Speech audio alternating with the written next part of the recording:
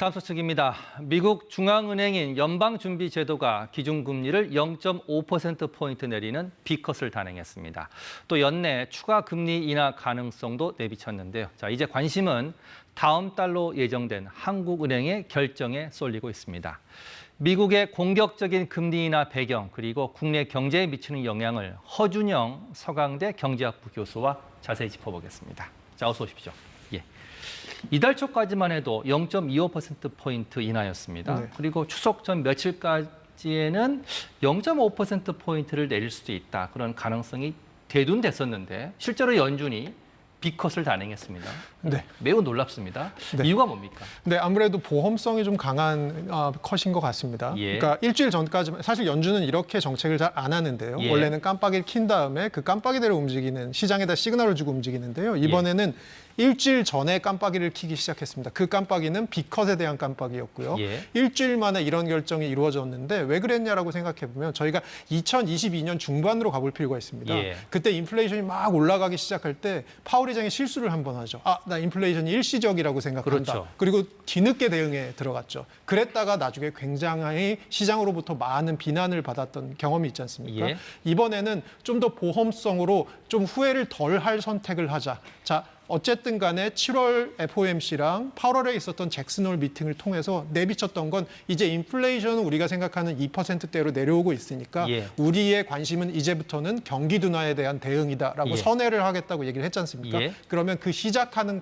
시점에서 조금 더 후회를 사후적으로 덜 할 선택을 하자. 그렇게 봤을 때는 B컷이 선택지였던 것 같습니다. 7월에 금리 인하를 했어야 되는데 지금 잠깐 실수한 것을 만회하려고 하는 그런 움직임인 것 같은데 네, 자, 그런데 연준이 B컷을 단행하면서 미국 경기 침체 우려가 부각이 됐습니다. 파월 의장 시장의 우려를 차단하기 위해서 애썼는데 기자회견 내용 직접 들어보시죠. I don't see anything in the economy right now that suggests that the likelihood of a recession, of a downturn is elevated. Okay, I don't see that. You see growth at a solid rate. You see inflation coming down, and you see a labor market that's still at very solid levels. So I don't really see that. No. 자, 교수님, 파월은 계속 지금 주장하고 있습니다. 미국 경제가 연착륙한다, 할 것이다. 이렇게 지금 미국 시장을 볼 수 있는 겁니까? 현재 미국 경제 지표는 나쁘지 않습니다. 사실은 저희가 고용 지표가 최근 들어서 신규 일자리 생기는 것이 조금 둔화되고는 있지만 사실 이전에 미국의 경기 침체 때는 어떤 일이 벌어지냐면 보통 일자리가 신규 일자리가 감소하는 일들이 벌어집니다. 근데 지금은 아직은 여전히 일정하게 나오고 10만 건 이상으로 일정하게 나오고는 있죠. 시장의 기대보다 좀 덜할 뿐이죠. 그럼 시장은 자꾸 리세션, 불황을 걱정하는데 고용 시장 나쁘지 않고요. 그다음에 소비 지표는 저번 분기에 3% 성장했는데 미국 소비 3% 성장하는 건 어쨌든 GDP의 70%인 소비가 견조하다는 얘기입니다.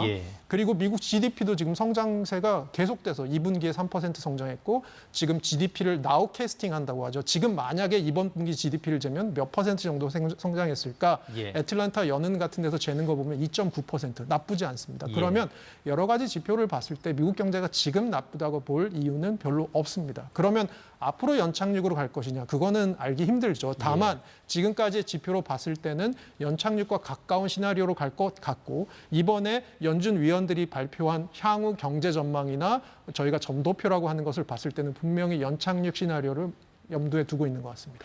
그러면 시장이 좀 과도하게 대응하고 있다는 그런 느낌이 드는데 자, 금리를 인하하면 주식시장의 호재인데 어제 미국 시장은 시큰둥했습니다. 오늘 조금 전에 미국 증시를 보니까 다 상승으로 출발을 했어요. 자, 어제 것만 얘기하면 왜 이렇게 시장이 이 호재로 생각하지 않는 겁니까? 시장은 계속해서 약간 비관적인 눈으로 지금 경제를 바라보고 있는 것 같은데 저희가 비슷한 일이 얼마 전에 있었습니다. 미국에 비농업 부분 신규 교용 건수 나왔을 때 시장의 기대보다 덜 나오니까 이거 경기 침체 아니야라고 하면서 하루 확 빠졌다가 그 다음 날 다시 반등하는 일이 있었고요. 이것이 지금 저희가 계속해서 보여지고 있는 변동성 장세라는 겁니다. 어떤 좋은 이벤트가 나왔을 때도 사실은 안 좋은 면을 먼저 보고 예를 들어서 어제 0.55라는 인하를 단행했는데 그것은 시장에 분명히 좋은 일일 겁니다. 그런데 시장에서는 다른 생각을 또 보는 거죠. 뭐냐면 0.5를 내린 건 우리가 못 보는 무언가를 연준이 보고 있고 그렇다면 연준이 뭔가 우리가 못 보고 있는 경기 침체에 대한 단초를 보고 있는 거 아니야라는 것 때문에 어제는 약간 빠진 부분이 저는 있다고 생각하고요. 하루 지나 보니까 또 오늘 나온 지표 중에 신규 그 어떤 실업수당 청구를 보니까 이것도 시장의 기대보다는 덜 청구됐고 최근에 4개월 만에는 가장 낮은 건수가 청구됐거든요. 그런 걸 봤을 때는 다시 시장이 반색하는 결국은 떨어졌다가 다시 튀어오르는 변동성 장세가 계속돼서 지속되고 있는 것으로 보입니다. 자, 연준의 FOMC 회의가 11월과 12월에 있는데 연준이 이미 예고했습니다. 0.5%포인트 내리겠다. 그리고 내년에도 보니까 4차례 금리 인하를 하겠다는 그런 시사를 했는데 앞으로 금리가 빠른 속도로 내려갈 것이다. 이렇게 좀 우리가 봐도 되겠습니까? 이렇게 생각해 보면 올해 0.25, 0.25 나온 2번 내리고요. 그리고 내년에 1%를 1년 동안 내린다라고 시나리오를 가정해 보면 이거는 FOMC가 8번 있기 때문에 2번당 한 번씩 0.25를 내린다는 건데 이걸 빠르다고 얘기할 수는 없을 것 같고요. 제가 아까 말씀드린 대로 이것은 분명히 소프트 랜딩 시나리오일 겁니다. 다만 경제가 그대로 풀릴 것이냐에 대한 이슈는 있을 수 있을 것 같고요. 연준이 얘기하는 것은 혹시라도 경기가 이것보다 안 좋아질 가능성이 보이면 우리는 어떤 식으로든 대응하겠다. 그러면 내년의 금리라는 것이 지금 연준 의원들이 밝힌 금리보다 낮을 수도 있고요. 실제 시장은 연준에서는 내년까지 한 2% 정도 내릴 거라고 생각을 하고 있는데 표방하고 있는데 시장은 한 2.5 정도 내리지 않을까라고 보고 있는 건 시장이 조금 더 경제를 비관적으로 보고 있다는 걸 반영하고 있는 것 같습니다. 자, 미국의 금리를 인하했습니다. 자, 우리 국내 경제에 영향을 미칠 수밖에 없는데 오늘 최상목 경제부총리가 얘기를 했습니다. 발언 들어보시죠. 금일 새벽 글로벌 금융시장은 이미 B컷에 대한 기대감이 일부 선반영되어 있어 비교적 안정적인 모습을 보였습니다. 그러나 8월 초 미국발 글로벌 증시 급락에서 보듯이 통화정책 전환 과정에서 금융시장 변동성이 확대될 가능성이 상존하며 중동과 우크라이나 전쟁, 미 대선 등 지정학적 불확실성도 큰 상황입니다. 이에 정부는 높은 경계심을 가지고 관계기관과 긴밀히 공조해 대내의 상황 변화에 대응해 나가겠습니다. 자, 정부는 지금 상황을 예의주시한다고 했고 이제 관심은 한국은행입니다. 다음 달 회의가 열리는데 금리를 내릴까요? 두 번째는 변수가 뭡니까? 첫 번째로는 금리를 내리는 데 있어서 고민이 굉장히 깊을 것 같다라는 생각이 들고요. 오늘 한국은행에서 무슨 얘기를 했냐면 미국이 B컷을 해줌으로써 우리가 국내 상황을 조금 더 보고 금리 결정을 할 수 있게 됐다. 그 얘기는 뭐냐? 국내 상황이라는 건 뭘 얘기하는 거냐면 7월, 8월 계속돼서 최근에 7조 이상씩 한 달에 7조 이상씩 증가했던 가계 부채 문제인 것 같습니다. 그래서 그런 측면에서 사실은 최근에 부동산 공급 정책이 나왔고 그리고 금융당국에서는 어쨌든 간에 가계부채를 조금 줄이려는 여러 가지 정책들을 발표하고 있습니다. 문제는 정책을 발표한다고 해서 바로 효과가 나타나는 건 아니라는 점이죠. 한국은행에서는 결국은 이 가계부채 문제들이 심각하게 더 커지지 않는 것을 확인하고 금리를 내리려고 할 것 같고요. 그런 측면에서는 사실 10월이라는 시간은 얼마 남지 않은 시간으로 보입니다. 그런 면에서 제가 고민이 좀 깊어질 거다라고 말씀을 드린 것이고요. 이것은 전반적으로 한국은행이 향후 금리 결정을 할 때 금리가 내려가는 속도 자체는 그렇게 우리가 생각하는 것만큼 빠르지 않을 수도 있다는 것을 시사해 주는 것 같습니다. 한국은행의 고민이 깊어질 것 같은데 자, 오늘 우리 주식시장 좀 보겠습니다. 우리 증시는 반도체 주요 종목이 급락하는 속에서 그렇게 B컷 호재가 이렇게 와닿지가 않았어요. 자, 모건 스탠리 보고서 때문에 도대체 왜 그런 겁니까? 그러니까 지난 16일 날 나온 모건 스탠리의 보고서가 겨울이 곧 닥친다. 즉 반도체, 우리나라는 이제 메모리 반도체를 많이 하고 있는데요. 이 메모리 반도체의 고점이 한 이번 4분기 정도일 것이다. 그리고 내년부터는 조금 더 메모리 반도체 전반적으로 업황이 안 좋아질 것이다. 예를 들어서 두 가지 정도의 반도체를 볼 수 있을 것 같은데요. 하나는 일반 D램이라고 하는 반도체는 스마트폰에 들어가고 PC에 들어가는데 스마트폰이랑 PC 수요가 올 4분기를 고점으로 감소할 거다라는 게 하나의 논거고요.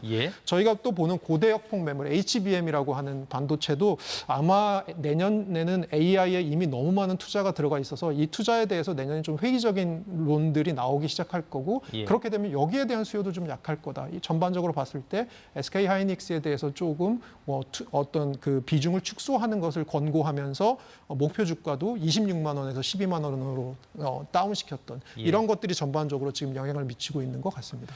자, 그런데 모건 스탠리 보고서가 이번이 처음이 아닙니다. 반도체 관련만 3번인데 그냥 의도적으로 한국 반도체를 흔든다 그런 생각이 들어요. 왜 그런 겁니까, 도대체? 그러니까 그 모건 스탠리 입장에서는 이것이 투자 전략일 수도 있는데 문제는 그 투자 전략에 우리나라 반도체 업체들이 기대 이상으로 어떤 피해들을 볼 수 있다는 예. 거고요. 2017 아까 이제 앵커께서 말씀해 주신 대로 2017년에 한번 보고서 냈는데 그때는 틀렸습니다. 그런데 예. 2021년에는 또 반도체 업황 안 좋아진다라고 해서 그때 한번 맞췄습니다. 맞췄군요. 그러니까 예. 저희가 언제나 내려간다라고 베팅을 하면 언젠가는 맞추게 돼 있는 것 같습니다. 예. 더 의심스러운 점은 사실은 16일 날 이 보고서가 나왔는데 그 전에 13일 날 마지막 그 주에 있던 거래, 저희 연휴 전에 거래일에 사실은 대량으로 사실 매도 주문을 이 모건 SK 스탠리 하이닉스. 하이닉스에 대한 매도 주문을 냈던 게 있고 이 중에 일부가 사실 모건 스탠리 자금이 들어가 있는 게 아니냐라고 해서 저희가 좀 면밀하게 들여다볼 부분이 있는 것 같습니다. 예. 만약에 그렇다면 이것은 어떻게 보면 조금 시세를 교란시키는 행위로 볼 수 있고요. 이런 데에 대해서 저희가 좀 눈여겨볼 필요는 있을 것 같습니다. 네, 정부가 조금 예의주시했으면 좋겠는데 네.